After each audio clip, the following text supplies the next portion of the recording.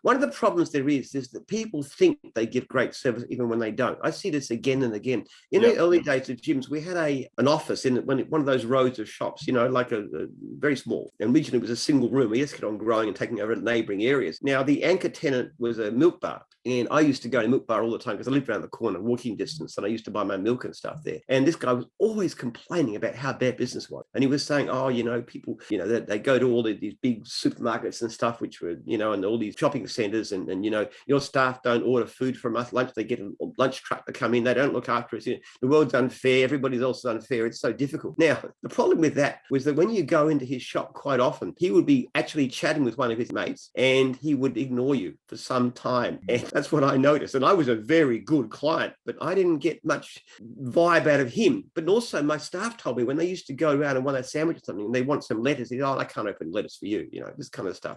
And I once I said, why don't you go up and take the order? I can't do that, So he gave me all these reasons why he wouldn't do these kinds of things, you see. So he thought he was giving great customer service, but it was awful. Yeah. And I say this again and again. Franchisees who are failing, who tell me my service is great because when I do the job, whatever it is, clients are happy, but you don't call them back promptly. You don't turn up when you say you will. You don't give them the quote promptly. These are your issues here. Focusing on customers, absolutely number one. That's the first thing. Making sure customers are delighted and other things tend to follow. I'm grinning right now because I've had this conversation with so many trade contractors where I say, hey, if you want to grow your business, you want to grow your company, start with the basics. Do you show up on time? Do you honor the promises? Do you give people the red carpet experience and make it all about them instead of going through and doing a tap dance and blurting out and vomiting all over the customer how great you are? Listen to them, ask what they're trying to achieve and then deliver on what you're saying. Start with these really simple fundamental things like call people back, give them a quote promptly and make sure it's an honest quote. It's transparent and it makes sense to what they're trying to achieve. These fundamental basics will grow your company far faster than dumping money into Facebook ads or Google ads or what have you in advertising, which this is just the biggest testimony to focus on the customer. 90% of complaints are not to do with the quality of the job. They're to do with timing and those kind of things. Failure to call back, all those kind of things too.